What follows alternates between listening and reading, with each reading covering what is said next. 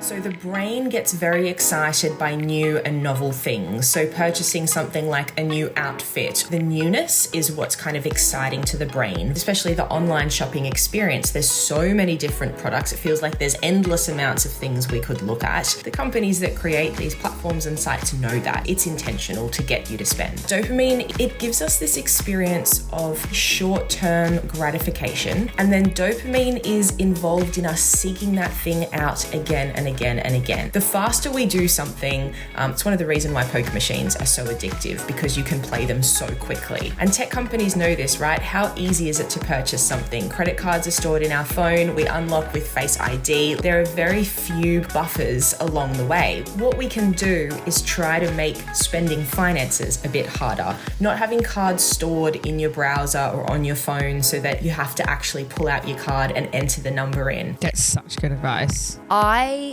went through, and I'm only kind of just starting to come out of it, and it sounds so stupid, but... Well, welcome, Anastasia. We're so excited to have you on the podcast. Thank you. Dopamine. Oh my gosh. You're an expert in it.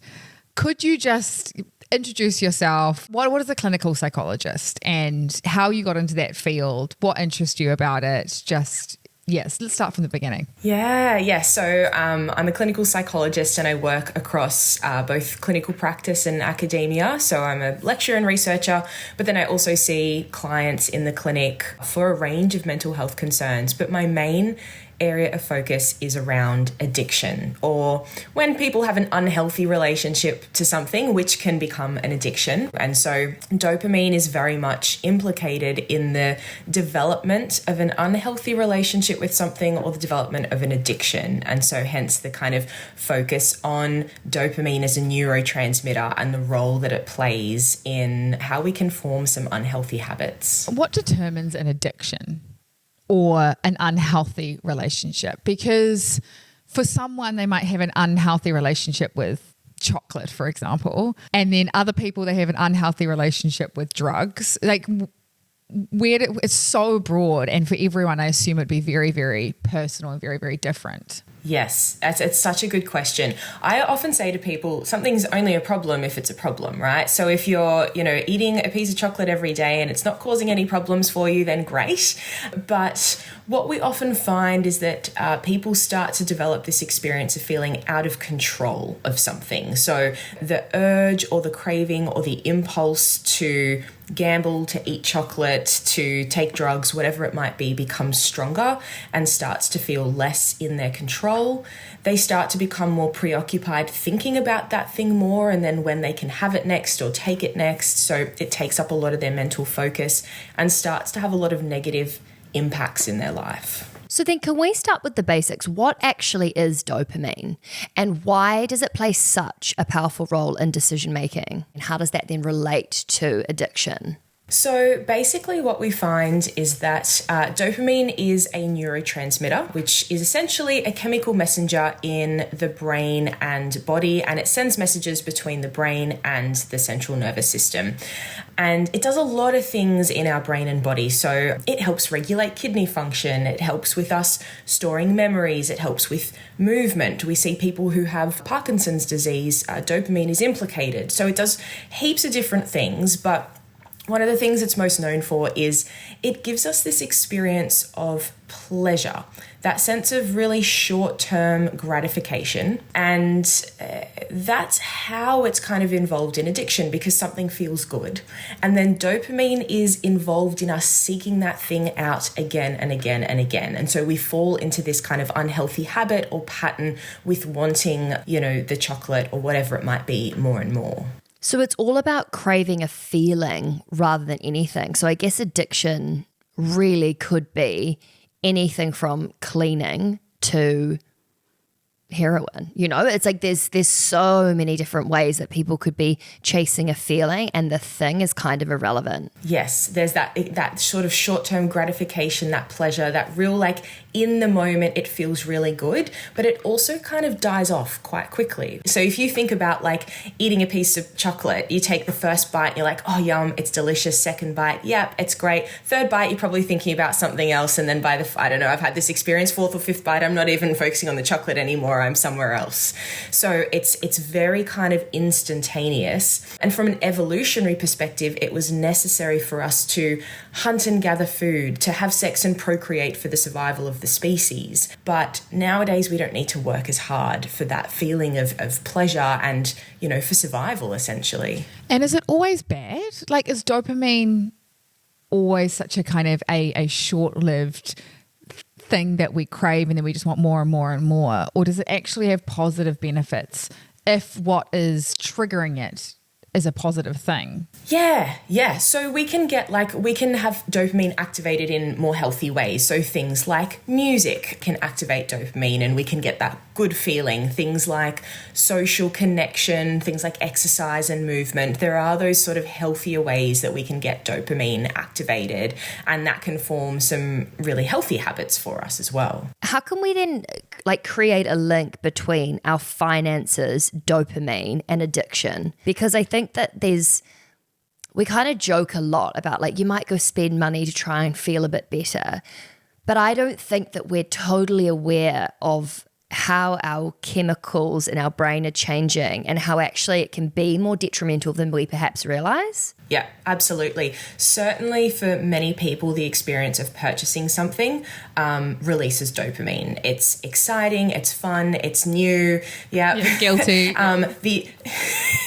Even the kind of like window shopping, online browsing experience, same sort of thing, because dopamine is activated when we get the thing, when we make the purchase, but also in the pursuit of it. So our dopamine is activated as soon as I open the iconic browser or whatever it might be, and I start browsing through, I'm already getting that dopamine activated, driving me to purchase something. And we see that people can actually develop quite unhealthy relationships with purchasing things and shopping, and develop essentially shopping addictions as well. I've got a friend who I think has a shopping addiction. Actually, I've got two. I thought you were meaning me.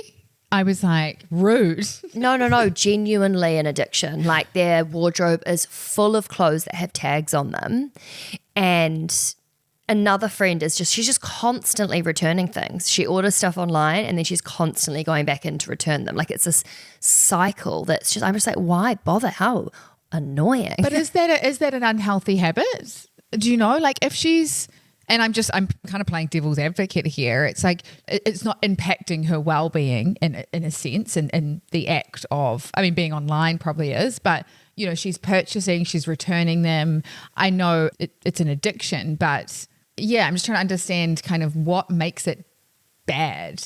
Yeah, this is where I think it varies person to person. So if it's someone who it's like, this is causing some financial strain, or this is a person's way of kind of emotionally regulating themselves at the end of a stressful day, and then they're regretting purchases and returning things, or it's kind of, you know, meaning that they spend time shopping online and not getting enough sleep, for example. It's kind of like, how does this impact someone's life in a negative way? And maybe it doesn't, right? Maybe they just love to shop and that's kind of their thing, and they return a lot of stuff when they don't quite like it, but there's no kind of harms in their life. But for another person, it might actually be quite harmful for them. Can you explain the relationship between dopamine and kind of that instant gratification when it comes to financial decision making? Yes, definitely dopamine can be a huge driver in encouraging people to spend finances, because particularly if we're buying something that's maybe, you know, we don't get it when we're necessarily buying the groceries, you know, once a week, but it's sort of those purchases that maybe we don't need, but we would like to have, or something maybe we've been saving for, and then eventually we do purchase it, and that's a really rewarding feeling as well. So it can be really healthy in the sense of if we've saved for something and then eventually purchase it, and that's a, you know, big goal for us, that you're certainly going to get that release of dopamine. But at the same time, we can also get it if we purchase something very regularly that we don't need. And why is it that you'd get a less of a dopamine hit from groceries than you would from, say, clothing? Is it because that's such a good question? Is it because you can wear it, you feel nice? It's that whole, you're comparing yourself to others, whereas food you just eat and no one really sees. It's got to do with kind of newness. So the brain gets very excited by new and novel things. So purchasing something like a new outfit or like a new game, if someone's into gaming or something, like the newness is what's kind of exciting to the brain versus... And it could be that if we go to the grocery store and we're like, you know what, I'm going to cook something different for dinner tonight, and you get kind of a whole bunch of ingredients you've never bought before, you might still get that kind of dopamine release. But if it's like the weekly sort of shop where you're like, yep, toilet paper in the basket and some tissues and things, that's less exciting to the brain. So we don't get that same dopamine release. How do we get out of the cycle or identify if it's unhealthy? Because I'm just thinking... Like, firstly, when you were saying that you even get a dopamine hit or release when you're just scrolling something, I'm like, brilliant. I can scroll and then just not purchase, But I guess what I'm trying to get at is similar to Vic's point. We're all addicted to so many things. And I think if we looked at our life, we would all be able to pick stuff out and think, okay, is this something that I can leave and that's not harming my life? Or is this one of those things that I need to look at my relationship? And I'm just giving an example in my own life. And this is like a bit of a joke, by the way, as in everyone laughs at me for it because it's so ridiculous. But I went through, and I'm only kind of just starting to come out of it. Even it's still, to be honest, definitely an addiction. And it sounds so stupid, but when I go to bed at night, particularly when I've had late meetings, my brain's so activated and I find it so hard to wind down. Like I don't have enough time to stay awake for another 2 hours and then go to sleep because I have to get up early for work. So the easiest way for me to like switch my brain off and to go into total almost just like autopilot, I'll watch the same series again and again and again. It's like I watch Netflix and it's always Gossip Girl, and I watch the same series just like time and time and time again. And honestly, it's like it wasn't until a couple of weeks ago that a friend said to me, I think you are underestimating how much that is scrambling your brain, because going to sleep with a screen makes your brain, like it's just not good for you. I think that it'll be affecting your cognitive function during the day without you realizing. And up until that point, I hadn't thought of it as being a detrimental habit, because I would watch it, I would go to sleep. Like it did its job, right? So technically it wasn't like I was staying up till 4 a.m. watching Love Island because I wanted to know who coupled up with who. It was like I knew what was happening. It put me to sleep. Are there maybe things that you could use as examples that are similar to this, that are like everyday addictions that people might not realize are having a negative impact, and they can start looking at their behavior, whether it's to do with money or otherwise, and ask themselves questions to figure out if the things they're doing are dopamine chasing that are negatively impacting your life versus those that are harmless. It's a really interesting example, the one you give, because I think on the one hand, the screen is not great before bed. The research tells us that. But because you're watching something that is familiar, you're not chasing that excitement. It's actually kind of not that dopamine activation. It's something that's really like comforting and soothing and sort of can put you to sleep. And I've certainly heard of people doing similar kinds of things, of watching reruns of series because they're kind of familiar and provide that really easy, just like downtime and kind of escape into something that can like re-regulate the nervous system. But I think if people are kind of questioning, like, is this healthy? Is this not healthy for me?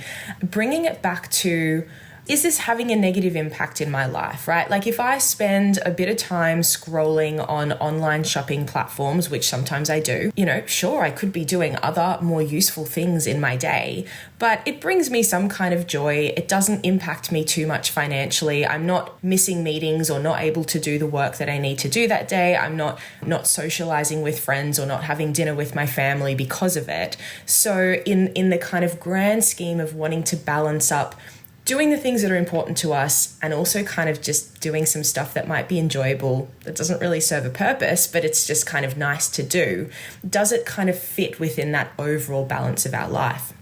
what we find is that when people start to develop more of a serious addiction to something, they start to remove themselves from doing things that are very aligned to their values. So what are my values in life? What are the things that are most meaningful and important to me? And am I actually living my life in alignment with those, or am I being pulled away by these more dopamine-driven activities? I used to have a pretty big online shopping addiction, and Sophie would attest to this, especially during COVID. There'd be like a few packages a day arriving at the door, you know. Admittedly, you're actually right, Vic. I actually sort of forgot about this because it was actually a lot that you were ordering, wasn't it? Like, in all seriousness, there was quite a lot. But I'm also all about convenience, and for me, jumping online and ordering something rather than driving down to the shop and buying it, like groceries, for example, or you know, anything I need, face cream or clothing or anything, it's just easier to jump online and shop. But then as I'm online, I'm like, oh, there's something else that I don't actually need, but that looks nice. I'll add that to cart. But now I've started to do that, add to cart, and just leave it in the cart. So I'm halfway there, I guess, of reducing that dopamine from actually like purchasing it and arriving. Also saving myself a few pennies as well. But is that bad? Because it's like I'm getting the dopamine hit. I'm not actually spending. I guess I'm scrolling online, but I guess it comes back to what you say about, am I removing myself from situations of, you know, hanging out with friends and family to go an online shop upstairs in my room and then not actually buy anything? Yeah. And the purchasing process can sometimes be that very like quick and automatic and kind of without some rational conscious thought, right? Like I add to cart and then I buy it and it's exciting and it's done and now I'm going to wait for it to be delivered. But there's something to be said for adding things to cart and then kind of letting it sit for a minute, an hour, however long, kind of coming back to it. Do I actually still really want this? Like, the more we can kind of slow down a decision-making process, the more kind of rational thought and more sort of like values-based decisions we can allow for ourselves. The faster we do something, it's one of the reasons why poker machines are so addictive, because you can play them so quickly.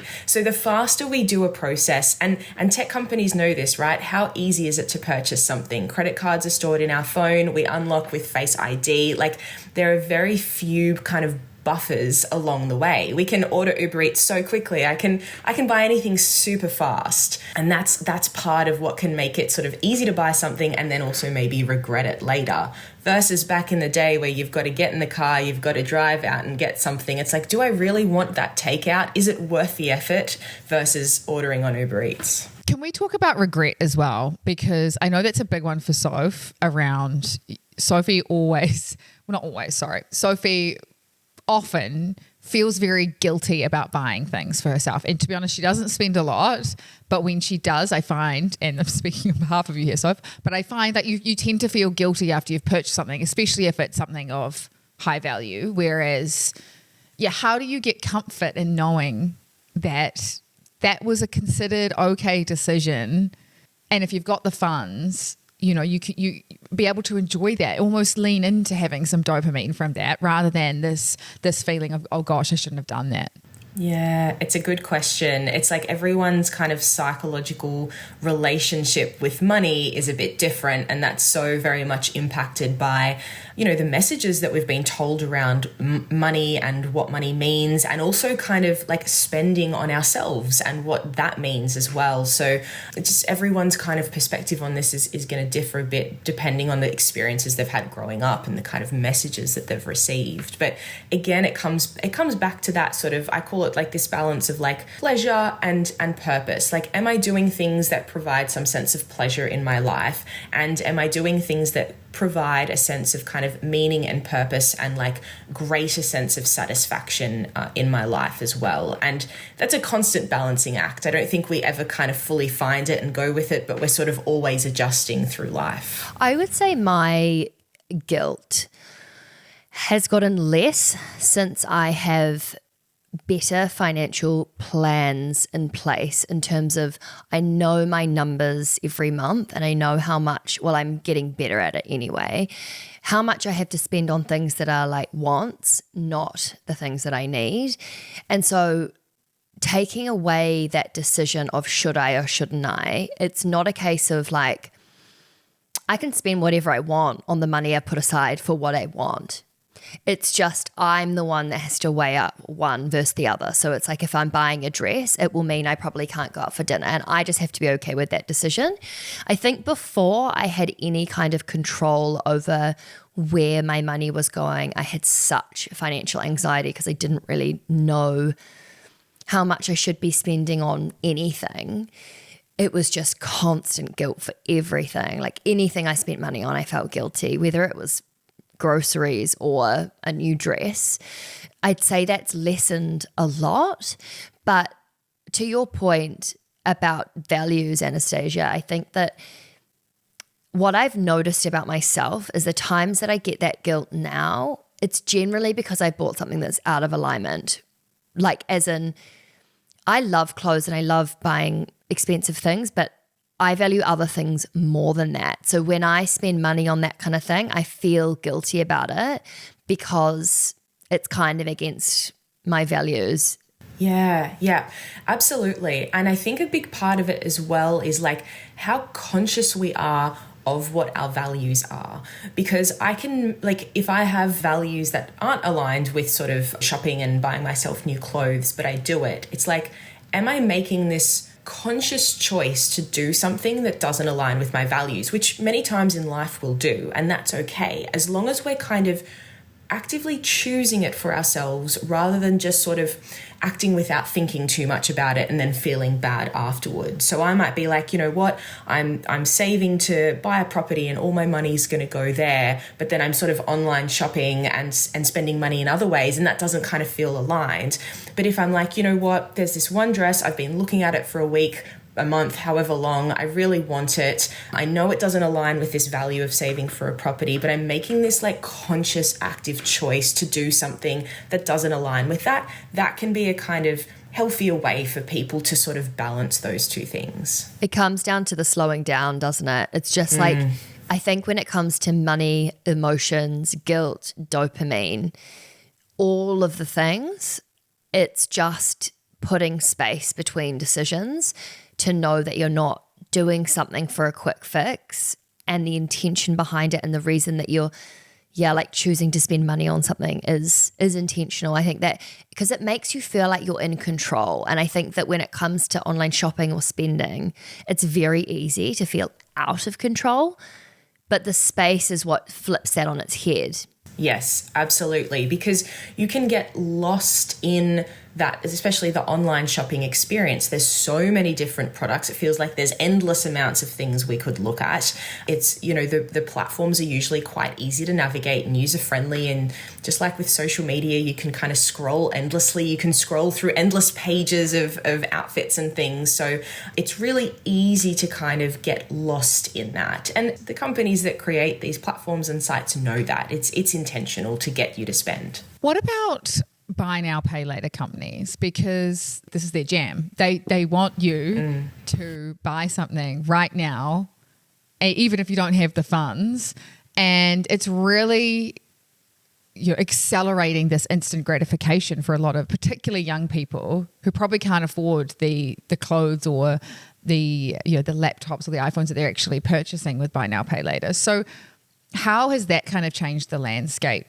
And in terms of this whole conversation we're having about slowing down, it's kind of doing the complete opposite. Yeah, absolutely. It's encouraging people to spend when they don't have the funds, which means you can get that dopamine activation, that excitement much more often, much more quickly and easily than saving the money and then purchasing the thing that you've been wanting to purchase. So definitely for people who maybe do tend to be a little bit more impulsive or do kind of seek that immediate gratification, particularly in the realm of spending, it can be really problematic for them and they can accumulate a lot of debt really quickly. It's also hard because you've got when you have to pay for something after the fact and you've already had the thing, like whether it's like you've been out for dinner and then your friend hits you up 2 weeks later and is like, can you transfer me $50 for dinner? You're like, oh, that hurts so much more than when I've actually enjoyed the thing at that same time. Or Splitwise after a holiday. That's always the worst. Yeah. Oh, God. Or like a concert ticket that you've been to ages ago, and then all of a sudden you have to, I don't know, I think, is there also psychological, like the distance between the thing you're getting and the money that you spend, the dopamine hit is like, it's so far apart that it feels even worse or something? Yeah. It certainly feels easier or kind of more gratifying in a way if we're paying for something at the sort of time of having the experience. Usually if the experience is a positive one, we kind of go, you know what, I had this good time, I had this good experience. That feels okay. We sort of like can make more peace with that kind of transaction. But the longer time passes, absolutely, the harder it becomes to then kind of part with that money, the more we feel the sting of it. Yeah, absolutely. And flipping that on its head as well, does it work the other way if you're like, right, I am going to save up for this concert, and you know it's so far, maybe it's 12 months away, but you're saving up to go to this concert, something that you really wanted to do. Is the dopamine hit bigger once you actually go to that because of the effort that's gone into that? Well, there's that, definitely the dopamine is activated. We do get that. And the good thing is that like healthy kind of dopamine activation is when we've got to put some effort into it. So there's something about kind of like saving that, yes, I get that gratification, but I also maybe feel good about myself as well because I've made this plan to save some money to do this thing I really want to do. And now, hey, I'm doing it. I achieved it. So we can also get the added benefits of like the kind of self-esteem boost that comes with that. I also just think planning in general, like whether it's, you know, setting goals for the year ahead or putting a financial plan in place, before you've even done the thing, you get the dopamine hit, right? So it's almost like that double whammy of like, if you're saving towards something, it's a plan, there's dopamine even just in the idea of being organized. Well, for me, there is anyway. Yes. And you know how you were talking before about like, handing the money over later kind of hurts a bit more. It's the opposite as well. Like I know I've had experiences where I've gone away and I've like paid for the hotels before I've actually kind of been on the trip, and then you kind of get there and they're like, oh, it's all paid for already, and it's like, fantastic, this is great. It feels like free. I thought yeah. So sometimes kind of having paid for things in advance also kind of helps us enjoy that experience. But certainly if we're saving and planning for something, it gives us this double whammy of like, yes, we get the dopamine, we get that kind of pleasure, but it's probably also values aligned. Like if I've put a plan in place, I probably have some value about financial security or planning or saving or financial goals for myself. And so I'm getting both kind of the gratification that dopamine gives me, but also that bigger sense of like contentment in myself because I've done something values aligned. Makes so much sense. With the clients that you see, are you seeing an increase in, I guess, money-related addictions, or is it things like social media that you're really seeing increase in, or is it buy now, pay later? You know, is that fueling these kind of money addictions? Anything tech related seems to be kind of on the rise. So, historically it was drugs and alcohol, but now we're seeing a lot more online shopping, online video games, pornography, gambling and online gambling as well, and social media, or just kind of like media in general, anywhere where technology is kind of involved in keeping us on a platform. We're definitely seeing people, maybe not people who kind of have what I would refer to as like an addiction, but certainly it's creating some sort of negative impact in their life. Even dating apps these days, you can swipe endlessly, get the same sort of dopamine activation. The companies know how this all works. So anything where sort of tech is involved, and the term they use is sticky. They want tech to be sticky so that you stay on there for as long as possible. We're seeing more of a rise of that in the clinic, certainly. Maybe I should try that. Instead of online shopping and adding to cart, I'll just flick through dating apps and just put them into the waiting room and then just never message them. Maybe that's that sounds like just shifting one addiction to the, it's not really solving the problem, is it? Yeah. Have you ever seen a really bad financial addiction? And what does it look like? Yes. So I've seen people who have some quite serious addictions, usually to online shopping more than kind of in-person shopping, but I've definitely seen it with people who kind of do a combination of both. And what that looks like is taking out excessive amounts of loans of all different sorts from all different kind of platforms and providers in order to keep purchasing things, and then also doing a lot of this taking stuff back, like purchasing, taking it back, but getting into this kind of web of chaos when it comes to sort of transactions and a load that's probably too much for anyone to mentally be able to carry as to like what loans are currently sort of in place, what have I purchased, what do I need to return, when do I need to return it by. Like it can become really sort of chaotic for a person and feel very out of their control. It's really scary, and I think we need to be careful to not joke about it too much actually, because it sounds like it's a kind of a slippery slope. And I guess there's probably a lot of people who, whether it's their phone, whether it's online shopping, have some form of unhealthy relationship with something. You know, we hear a lot about dopamine detoxes. Are there any tips, tricks from like a low level perspective? Let's just say someone does do a lot of online shopping. Can just giving yourself a ban for a certain period of time be a really good way to reset the system? Are there any tips and tricks for people other than therapy? Yeah, definitely taking a break from something for a period of time, whether that's sort of a week, 2 weeks, a month, whatever feels kind of realistic for a person, is definitely useful. But if we just take a break from something without changing anything else in our life, what will probably happen is that after that week or 2 weeks, we just go back to doing exactly what we were doing. So I often recommend to people, if you are going to take that break, use that time to do a bit of a deep dive into values reflections. What's actually important to me in life? What's most meaningful? What are the things, who are the people that give me that greatest sense of like satisfaction and contentment? When I'm 80 years old, how do I want to look back on the life that I've lived? What choices do I want to have made for myself? What sort of person do I want to have been in my life? And use that kind of time to reflect on those questions and then go, okay, what adjustments can I make in my life so that I can be living it more values aligned? Because the more satisfying life feels for us, the more of a buffer we have from getting kind of hooked into these dopamine-driven activities.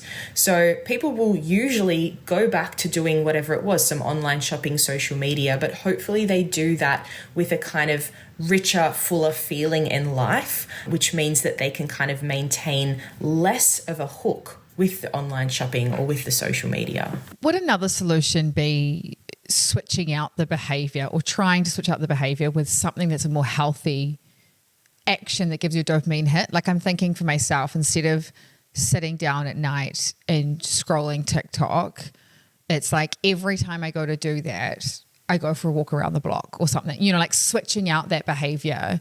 Can you imagine being like, oh, I'm just going to jump on TikTok. Actually, no, I'm going to put my shoes on and my walking gear and I'm going to leave the house and I'm going to get my keys. Like, otherwise I'll just sit there and be like, what am I supposed to do? You know, like, cause you're trying to fill that void of that time that you would normally spend doing whatever the activity is. Like for you, Soph, instead of watching Gossip Girl, it's like, okay, right, I'm going to read a book or I'm going to meditate. Well, I've been doing that. I've been doing like a yoga nidra. I'll just put it on and I take my computer out of the room.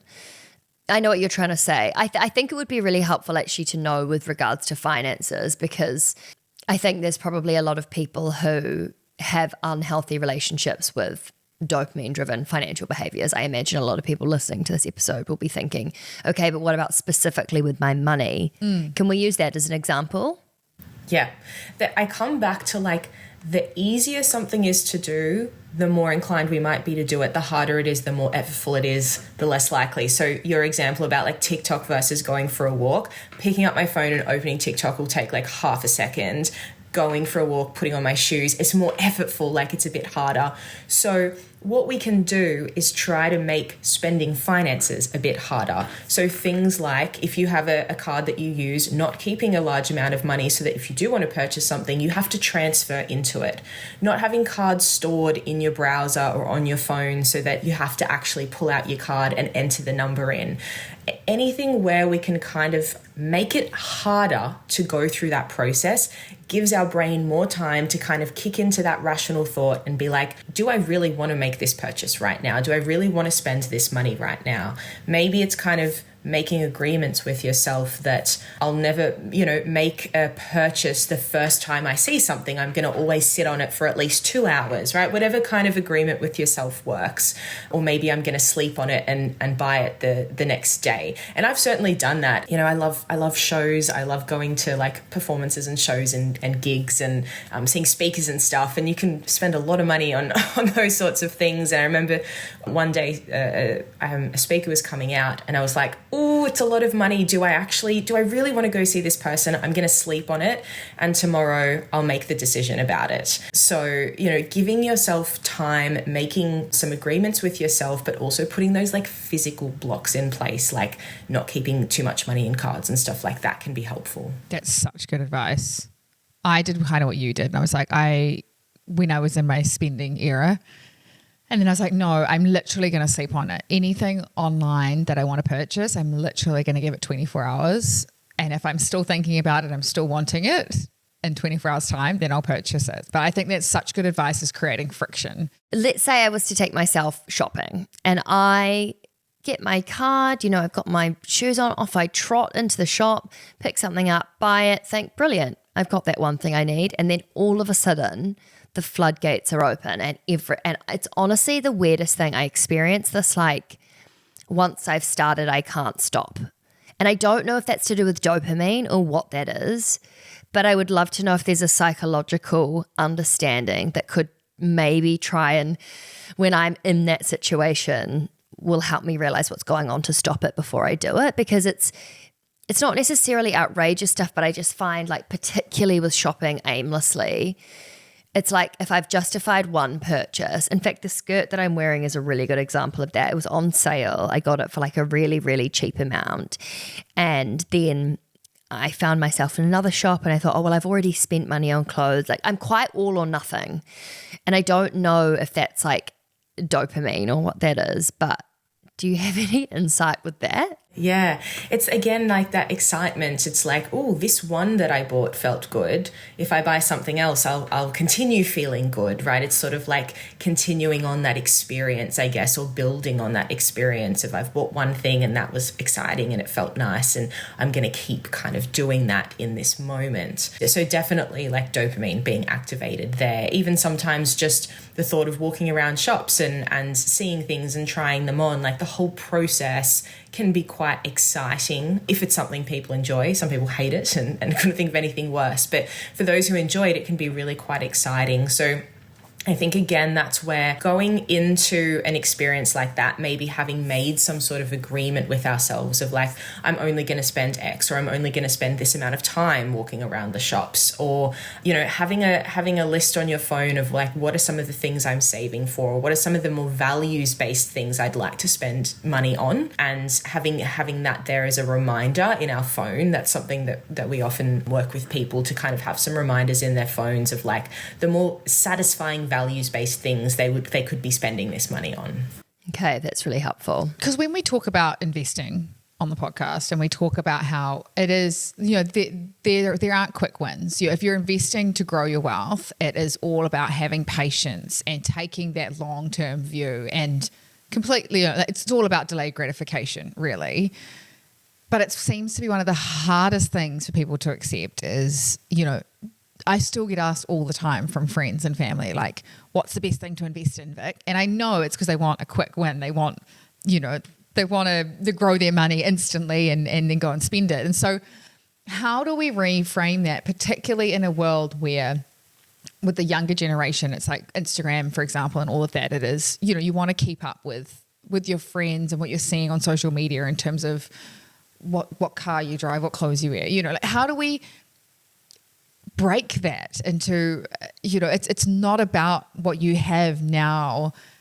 It's delayed gratification can be so great for so many reasons, particularly your mental health and dopamine and all of that.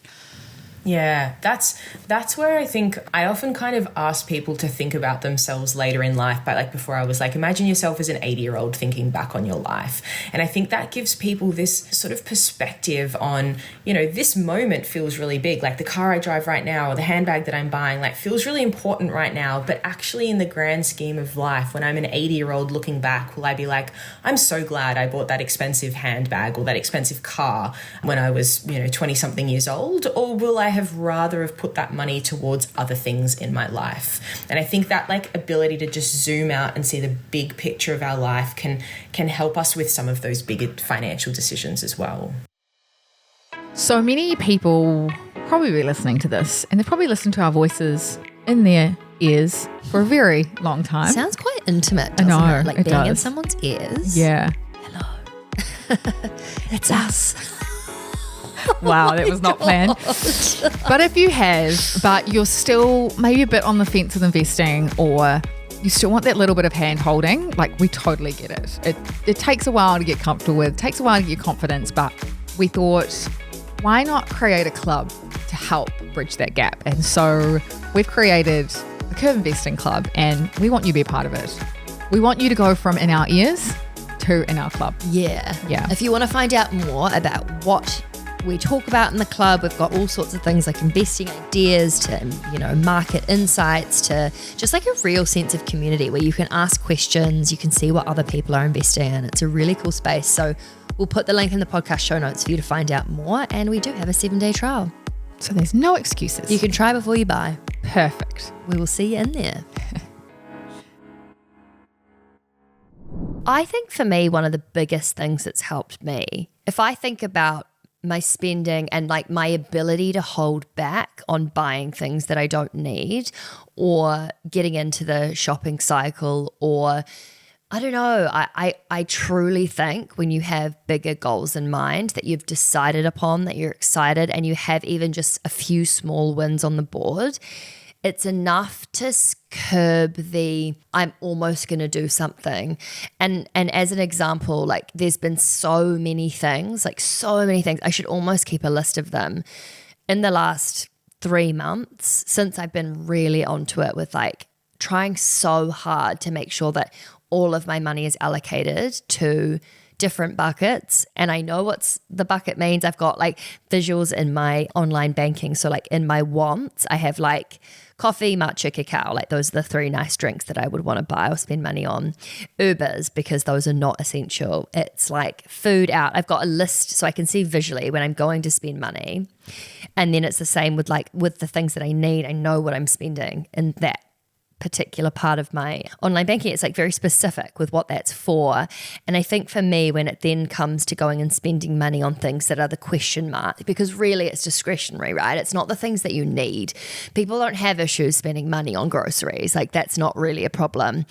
It's, for me, the most helpful thing to stop myself before I then get to the regret has been thinking about what I could spend it on, if not this.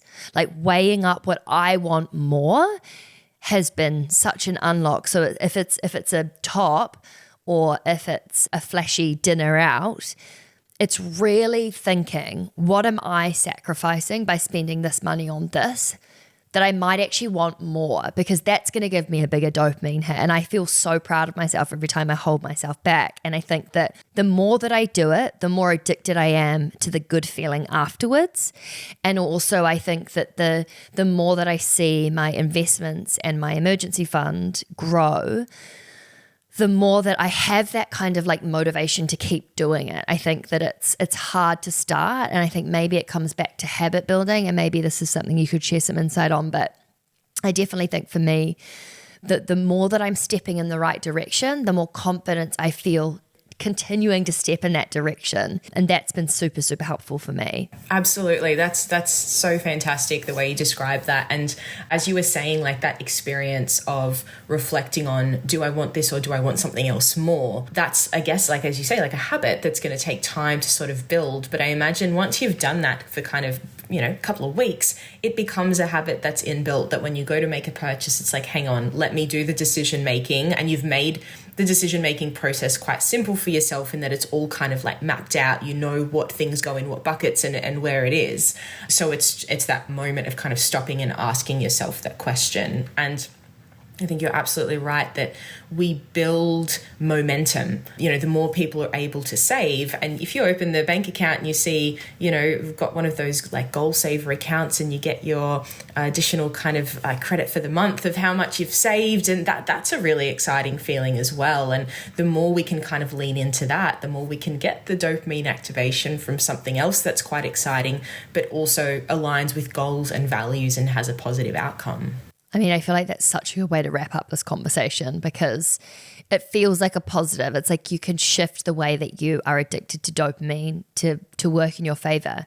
You can use that dopamine hit for positive things. It doesn't just have to be stuff that is a quick win that makes you feel good for a second and then shit straight afterwards. It's like if we change our habits and we change our behavior, we still get those feelings. It's just in a more healthy way and something that's actually more sustainable in the long term. Yes, sustainable is the key word. I think you bang on there. Oh, this has been so helpful. I feel like I've learned so much. I'm going to delete my cards from my phone for a start. I can't do that because I just am too disorganized. You know, like it's like that's the one thing. Like I'll lose my card, then I won't know the number, then I can't. I'm just like, no. But I'm going to give it a go. Give it a go for like a week because honestly, it does help when the numbers don't auto populate online when I'm trying to buy something for my credit card. I go, oh, you know, and then I don't buy it. So doing that in real life, if I had to walk out of the store and then come back and actually when I had my card, because it's not on my phone, there'd probably be a lot that I would end up not going back and buying. Thank you so much for your time, Anastasia. It was like lovely to meet you. And also I love the way you explain things in it's like really not condescending and it's so easy to understand. And I think when someone who's done so much research in a space and has so much experience, but yet can explain it in a way that is just like so easy, like so many penny drop moments, excuse the pun. I've really enjoyed it. So thank you so much. Oh, Thank good. you. Thank you. No, that was great. And you guys make it really easy as well. So that's always a plus. It's funny. We usually do like, I don't know, we bring a lot of humor to our podcast and I find this one was very informative and useful and sometimes you need that. So thank you so much. Yeah. Thank you so much for listening to Raising the Curve. These conversations are designed to teach you everything you need to know to be better with your money, from saving to investing to talking with your friends about your salaries, all of that stuff. And if you like what you heard, we would love if you could please hit subscribe wherever you're listening and leave a comment. Let us know what you thought about the episode. And it only takes 1 second and it would really make our week, our month, our year. Yeah. So please do it. Okay. Love you. Bye. Okay, quickly. The Curve was created to empower and educate you about investing, but we are not financial advisors. Our platform exists for educational purposes only, and it doesn't provide personalized investing advice for your individual needs and should not be relied upon to make an investment or financial decision. And always remember to do your own research before making any investment or financial decision. We're here for any knowledge and support you need, but the final call is always yours. And thanks for being here. You got this. Yeah, we know you got this.